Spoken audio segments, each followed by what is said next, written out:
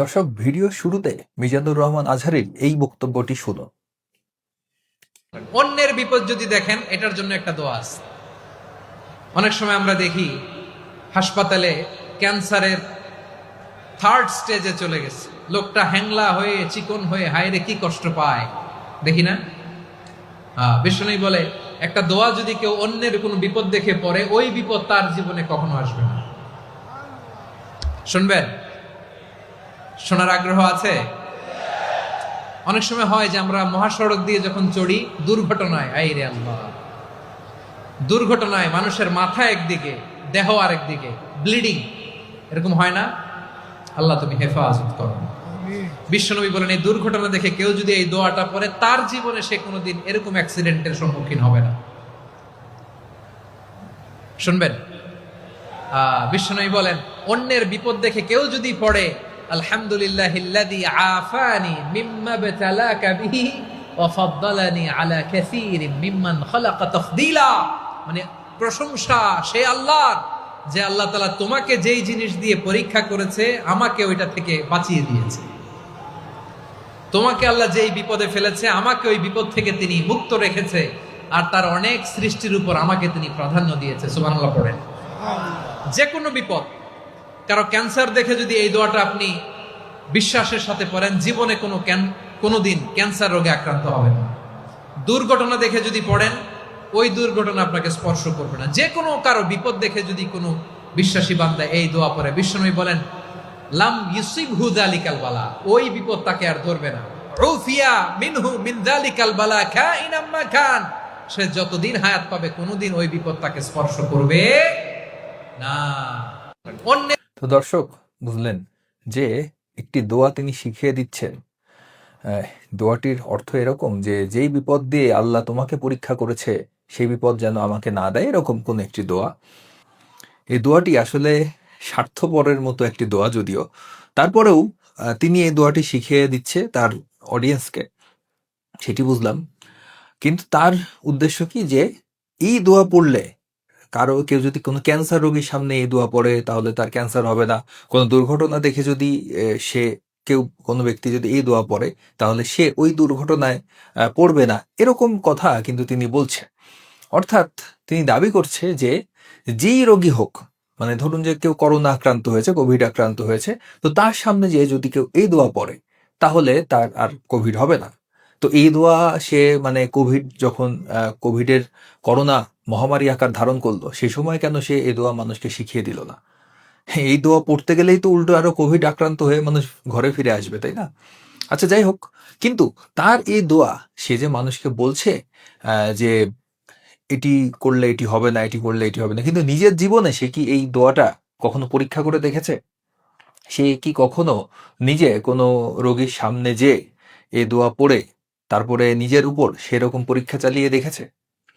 ধরুন এই আজহারী, মানে তাকে, সে একটি আইসিইউতে গেল, সেখানে একজন এইচআইভি এইডস পেশেন্ট রয়েছেন, যিনি একদম মুমূর্ষু অবস্থায় রয়েছেন। তো সেই ব্যক্তির শরীর থেকে, মানে তার আগে তাকে সেখানে দোয়া কালাম যা পড়ার সে পড়লো আর কি, সেই রোগীর সামনে দাঁড়ায়, যেহেতু সে বলেছে যে যে কোনো রোগ যেটাই হোক, সেই রোগের সামনে দাঁড়িয়ে যদি কেউ ওই দোয়া পড়ে, তাহলে সেই রোগ তাকে আর স্পর্শ করবে না। তাহলে এখন ওই যে এইডস রোগী, তার সামনে দাঁড়িয়ে সে যদি এই দোয়া পড়ে, তারপর তার শরীর থেকে যদি 2-3 সিরিঞ্জ রক্ত নিয়ে আজহারীকে দেওয়া হয়, তাহলে নিশ্চয়ই তার কোনো সমস্যা হবে না, এবং সে এটি মানে খুব স্বাচ্ছন্দ্যই করবে, কারণ তার ঈমান আছে। এই দোয়ার উপর যদি তার ঈমান থেকে থাকে, তাহলে নিশ্চয়ই তার এই ধরনের কিছু করতে তার কোনো সমস্যাই হবে না। এটাই তো হওয়ার কথা। কিন্তু আমার মনে হয় না যে আজহারী এ ধরনের চ্যালেঞ্জ নিতে রাজি হবে, কারণ সে নিজেও এই দোয়ায় বিশ্বাস করে না। মানুষের সামনে সবক দিচ্ছে, বয়ান দিচ্ছে যে এই দোয়া পড়লে এটা হবে না, ওই দোয়া পড়ুন এটা হবে না, সেই দোয়া পড়ুন সেটা হবে না, কিন্তু সে নিজে কিন্তু তার জীবনে কখনো এই দোয়া ইমপ্লিমেন্ট করে দেখার সাহস তার হবে না। তাকে যদি এখন আপনি আইসিইউতে নিয়ে এরকম একজন রোগীর সামনে তাকে উপস্থিত করেন, সে দরকার হতে বলবে যে আচ্ছা, যা বলেছি বলেছি, আল্লাহ বলে কিছু নেই, দরকার হলে সে এই কথাও বলবে। কিন্তু সে তো এই দোয়া বিশ্বাস করে না। সে জানে যে এইসব দোয়া কালামে কোনো কাজ টাজ হয় না। সে তার ব্যবসা চালু রাখার জন্য, তার ধর্ম ব্যবসা ভালো রাখার জন্য যা যা করা দরকার এই ধরনের বয়ান সে কিন্তু ওয়াজের মঞ্চে দিচ্ছে। তো সাহস থাকলে সে এই চ্যালেঞ্জটি অ্যাকসেপ্ট করে দেখাক। আমি যেটি বললাম এতক্ষণ, তো সাহস থাকলে সে এই চ্যালেঞ্জটি অ্যাকসেপ্ট করে দেখাক। তার দোয়ার বা সে যেই আমল শিখিয়ে দিচ্ছে সেটার শক্তি কতটুক, সেটা আসলে সত্য না মিথ্যা, এটি তো আসলে কিছু মানুষ হয়তো বিশ্বাস করে, বেশিরভাগ মানুষ এগুলো নিয়ে হাসাহাসি করে। তো নাস্তিকদের মুখ বন্ধ করার জন্য তো তার উচিত এই দোয়ার একদম মানে প্র্যাকটিক্যাল প্রমাণ মানুষের সামনে হাজির করা। তো আমি যেই প্রস্তাবটি দিলাম আর কি, সেরকম কি এই আজহারি তার সাহস হবে? আপনাদের কি মনে হয়, সে কি পারবে এটি করতে? তো চলুন আরেকজন ওয়াজ ব্যবসায়ী, ধর্ম ব্যবসায়ী আহমদুল্লাহ, সে কি বলছে চলুন শোনা যাক। আর অসুখ বিসুখ হচ্ছে, দুরারোগ্য ব্যাধি অথবা যে কোনো রোগ হয়েছে, ছোট হোক বড় হোক, আইয়ুব আলাইহিস সালামে দোয়া করবেন, আন্নী মাসানিয়াদ দুররু আনতা আরহামুর রাহিমিন। আর অসুখ তো এই হচ্ছে তার শিখিয়ে দেওয়া দোয়া। আরো একটি দোয়া সে কি বলছে চলুন শোনা যাক। মূল বিষয়, আজ আমরা কোরআনে কারীমের এমন একটি সূরা আপনাদের সঙ্গে শেয়ার করতে চাই যে সূরার অপর নামই হলো সূরাতুশ শিফা বা আরোগ্য লাভের সূরা। আর সেই সূরা হলো আমাদের সকলেরই অতি পরিচিত সূরাতুল ফাতিহা।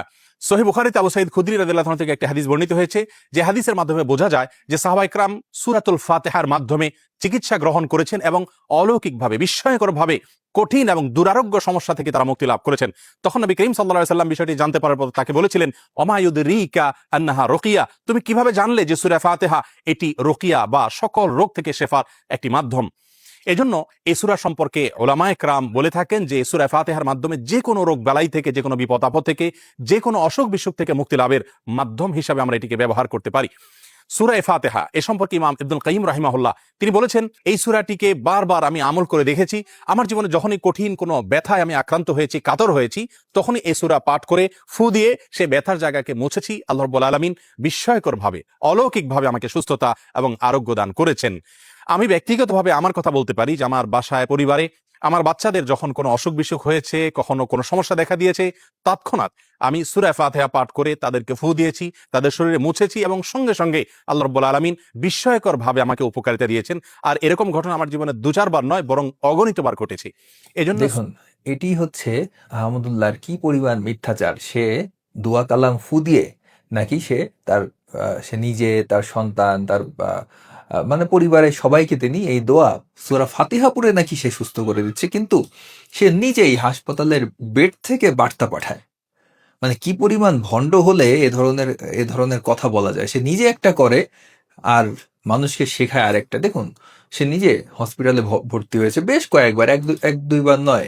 শায়েখ আহমদুল্লাহ আবারও হাসপাতালে ভর্তি, দোয়া চাইলেন সবার। আচ্ছা, সবার দোয়া কেন চাওয়া লাগবে? সে তো নিজেই শিখিয়ে দিল মানুষকে যে কি করলে তা মানে কোনো রোগ বালাই স্পর্শ করবে না। হ্যাঁ, সূরা ফাতিহা পড়লে নাকি কোনো রোগ ব্যাধি স্পর্শ করবে না, সে নাকি একদম সুস্থ হয়ে যাবে, যেখানে ফু দেবে সেখানকার ব্যথা নেই হয়ে যাবে। তো শায়েখ আহমদুল্লাহ নিজে হসপিটালে ভর্তি হয়, হাসপাতালের বেডে শুয়ে শুয়ে ফেসবুকে পোস্ট করে, বার্তা পাঠায়, আর মানুষকে শেখায়। তার সামনের যে লোকজন থাকে, তার যে অডিয়েন্স আছে, তারা তাদের সহজ সরল পেয়ে সে এই ধরনের কথা বলে যে আপনারা সূরা ফাতিহা পড়ে ফু দেন। তার কথা শুনে কোনো ব্যক্তি যদি কোনো ক্রিটিক্যাল রোগে আক্রান্ত হয়েছে, তো এই আহমদুল্লাহর খুব বড় ভক্ত হয়তো সে কি করলো, সে ঘরে বসে ফু দিল, সূরা ফাতিহা পড়ে ফু দিল। তখন কি হবে? এই লোকটি যদি মারা যায়, তার দায়ভার কি আহমদুল্লাহ নেবে? কোনো ছোট বাচ্চা, হয়তো তার বাবা বা মা আহমদুল্লাহর খুব বড় ভক্ত, সে তার ওয়াজ দেখে নিয়মিত, সে তার ইউটিউবের ভিডিও দেখে, সে বলল যে না, আমার বাচ্চাকে আমি হসপিটালে নিয়ে যাব না, আমি এই আহমদুল্লাহর কথা শুনে ফু দিয়ে ট্রিটমেন্ট করব। তখন কি হবে? এই যে বাচ্চাগুলা যদি মারা যায়, তখন তার দায়ভার কি এই আহমদুল্লাহর মতো ধর্ম ব্যবসায়ী, ওয়াজ ব্যবসায়ী এরা নেবে? মানে এদের কথা কি বলবো, ধর্মকে পুঁজি করে লক্ষ লক্ষ কোটি কোটি টাকার ব্যবসা তারা করছে মানুষকে বোকা বানিয়ে। আচ্ছা, আমি এই আহমদুল্লাহকেও একটি চ্যালেঞ্জ দিলাম, সে তার সামনেও যদি এরকম একজন খুব মুমূর্ষু একজন পেশেন্ট নিয়ে আসা হয়, এইচআইভি আক্রান্ত, তারপর তাকে বলা হলো ঠিক আছে, আপনার শরীরে ওই পেশেন্টের শরীর থেকে কিছুটা ব্লাড পুশ করা হবে, আপনি তো জানেনই, দোয়া কালাম আপনার জানা আছে, সূরা ফাতিহা পড়ে ফু দেবেন, একদম আপনি সুস্থ হয়ে যাবে। কি হবে? কোনো সমস্যা? পারবে সে চ্যালেঞ্জ অ্যাকসেপ্ট করতে? মানে মানুষকে বোকা বানিয়ে খাওয়া, এতই সহজ এদের কাছে আর কি কি বলবো, এভাবেই তারা তাদের ধর্ম ব্যবসা চালিয়ে যাচ্ছে। এবার আরেকজন হুজুর, সব হুজুরের বড় হুজুর, সেই হুজুর 1400 বছর আগে, মানে ধর্ম ব্যবসায়ীদের গুরু আর কি, সে কি বলে গিয়েছে যে আজওয়া খেজুর প্রসঙ্গে, এই যে এটি একটি সহিহ হাদিস, এমন কোনো মানে ব্যক্তি নেই যে ইসলামে বিশ্বাস করে যে এই হাদিসটি অস্বীকার করতে পারবে। তো তিনি বলেন যে রাসূলুল্লাহ সাল্লাল্লাহু আলাইহি ওয়াসাল্লাম বলেছেন, যে ব্যক্তি প্রত্যেকদিন সকালবেলায় 7টি আজওয়া উৎকৃষ্ট খেজুর খাবে, সেদিন কোনো বিষ ও জাদু তার ক্ষতি করবে না। অর্থাৎ সকালবেলা 7টি আজওয়া উৎকৃষ্ট খেজুর খেতে হবে। সেই উৎকৃষ্ট খেজুর নিশ্চয়ই পাওয়া যায়। এই হাদিস যেহেতু ব্যাখ্যা করে মানে বলে গিয়েছে নবী, এটি তো একদম কিয়ামত পর্যন্ত এটি চলমান থাকবে। তো আমি আবারও বলছি যে এই ধরনের কর্মকাণ্ড যেন কেউ করতে যাবেন না, কারণ এগুলো একদম ননসেন্স কথাবার্তা, এগুলোর কোনো ভিত্তি নেই। এই যে 7টি আজওয়া খেজুর খেলে বিষ জাদু তার ক্ষতি করবে না, এটি যদি কেউ পরীক্ষা করে দেখতে যায় শরীরে, তার সাথে কিন্তু খুব খারাপ কিছুই ঘটে যাবে। তো এই ধরনের এই যে আদিম যুগের মধ্যযুগীয় কে কি বলে গিয়েছে, কোথাকার কোন রাখাল বালক কি বলে গেছে, সেই সময়ের মূর্খ সূর্খ মানুষ সে কি বলে গেছে, সেটি দিয়ে আসলে কিন্তু কিছুই হয় না। তার কথা শুনে কেউ যেন আবার এটি নিজের উপর ট্রাই করবেন না, এতে কিন্তু নিজের বিপদ নিজেই ডেকে আনা হবে। তো দেখুন, এই আজহারি আহমদুল্লাহকে আমি এই চ্যালেঞ্জটিও দিতে চাই যে পারলে এই হাদিসটি সত্যতা তারা প্রমাণ করে দেখাক। এই একটি হাদিস, আর কিচ্ছু লাগবে না। আমি আগেও বলেছি একটি ভিডিওতে, পৃথিবীর লক্ষ লক্ষ নাস্তিক ইসলাম গ্রহণ করবে যদি এই একটি হাদিস তারা প্রমাণ করতে পারে। তারা এই হাদিসের সত্যতা পরীক্ষা করে দেখাক, তাহলে আর কারো কোনো সন্দেহ থাকবে না। এরকম একটি ভিডিও ইউটিউবে আছে, তারা প্রায় দাবি করে যে এই ভিডিওটি মানে একটি ডিবেটের মধ্যে একজন আলেম, সম্ভবত সে আলেমই হবে, সে ডিবেট করছিল। তো সেই ব্যক্তি হঠাৎ করে সে বিষ খেয়ে নাকি প্রমাণ করেছে, কিন্তু সে বিষ আসলে বিষ কিনা সেটা তো আর আমরা জানি না। তারা যেহেতু বলে যে পৃথিবীর নবী যা বলে গেছে সবই অক্ষরে অক্ষরে সঠিক, তাহলে এই হাদিসও নিশ্চয়ই সঠিক, এটিও তারা নিশ্চয়ই বিশ্বাস করে। বিশ্বাস না করলে তো তাদের ইমানই থাকবে না। তো এই হাদিসের সত্যতা এখন পর্যন্ত আমি কাউকে প্রমাণ করতে দেখলাম না। হয়তো কেউ চেষ্টা করে, হয়তো তার মানে যাই হয়ে গেছে আর কি কিছু একটা, তো এরকম হতে পারে, এই জন্য হয়তো আমাদের কানে খবর এসে পৌঁছেনি। কিন্তু এই যে বড় বড় ধর্ম ব্যবসায়ী, ওয়াজ ব্যবসায়ী আছে, তারা তো এই হাদিসটা প্রমাণ করে দেখাতে পারে। তাদের কি সমস্যা? তারা তো বিশ্বাস করে এই হাদিসে, নাকি তারাও বিশ্বাস করে না? কখনো দেখলাম না যে অন্য কত হাদিস তারা নিজেদের জীবনে ইমপ্লিমেন্ট করে। তারা সুন্নতি দাড়ি রাখে, তারা টাকনুর উপর প্যান্ট পরে, কত কত হাদিসই তো তারা নিজেদের জীবনে অ্যাপ্লাই করে। তাহলে এই হাদিসটা আর কোনো প্র্যাকটিক্যাল মানে প্র্যাকটিস করতে কি সমস্যা তাদের? মানে ভয় পায়? আমার তো মনে হয় ভয় পায়। মানে তারাও জানে যে এই হাদিসের কোনো ভিত্তি নেই, এগুলা করতে গেলে হসপিটালে ভর্তি হওয়া লাগতে পারে, আরো কঠিন অবস্থায় পড়তে হতে পারে। এই কারণে হয়তো তারা এই হাদিসটিকে অ্যাভয়েড করে যায়, কারণ তারাও জানে যে নবী আসলে কি বলে গেছে, এগুলো আসলে মিথ্যা কথা, এগুলার ভিত্তি নেই। সে ওই সময় বলেছে, কি বলেছেন, এগুলো তারা বিশ্বাস করে বলে আমার মনে হয় না। যদি বিশ্বাস করে থাকে তাহলে তার প্রমাণ দিক, আমরা তো বসে আছি প্রমাণ দেখার জন্য। আমরা তো আর বিশ্বাস করি না, আমরা কেন এর অসত্যতা প্রমাণ করতে যাব? পারলে তারা সত্যতা প্রমাণ করে দেখাক। পারবে? সাহস আছে কারো? এরপর তারা বিভিন্ন ধরনের কুযুক্তি গোজামিল হাজির করবে যে এখন তো সেই উৎকৃষ্ট আজোয়া খেজুরই পাওয়া যায় না। আরে ভাই, আজোয়া খেজুর জোগাড় করার দায়িত্ব তো তোমাদের। আজোয়া খেজুর পাওয়া যাবে কি যাবে না, তাহলে নবী এই হাদিস বলে গেল কেন? এটি তো কিয়ামত পর্যন্ত চলবে, তা নিশ্চয়ই আজোয়া খেজুর এখনো পাওয়া যাবে, কিয়ামত পর্যন্ত নিশ্চয়ই এটি অ্যাভেলেবেল থাকবে। এই কারণেই তিনি এই হাদিসটি বলে গিয়েছেন। যে হাদিসের কোনো কার্যকারিতাই নেই, পৃথিবীর মানুষ যেই হাদিস দিয়ে কোনো কাজই করতে পারবে না, সেই হাদিস তো নিশ্চয়ই নবী বলে যায়নি। এই ধরনের কুযুক্তি গোজামিল গ্রহণযোগ্য নয়। পারলে এই হাদিসটি তারা প্রমাণ করে দেখাক। তো এই হচ্ছে আজকের ভিডিওটি শেয়ার করুন।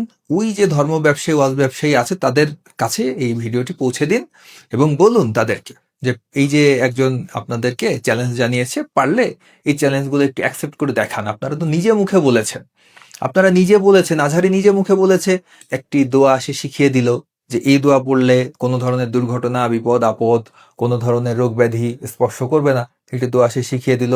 আবার ওদিকে আরেক ধর্ম ব্যবসায়ী আহমদুল্লাহ, সে নাকি তার ফ্যামিলি সবাইকে সুস্থ করে ফেলেছে একটি দোয়া মানে সূরা পড়ে, সূরা ফাতিহা পড়ে, কিন্তু নিজে আবার যে হসপিটালে ভর্তি হয় ঘন ঘন, মানে বারবার তার হাসপাতালে ভর্তি হওয়া লাগে, একবার এটা হয় একবার সেটা হয়, তখন কোনো সূরা দোয়া কালামে ফুতে কোনো কাজ হয় না।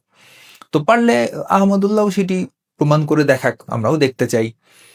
তো এই হচ্ছে আজকের ভিডিওটি ভালো লাগলে লাইক করুন, কমেন্ট করুন, শেয়ার করুন, চ্যানেলটিকে সাবস্ক্রাইব করুন। সকলে ভালো থাকুন, সুস্থ থাকুন, নিরাপদে থাকুন।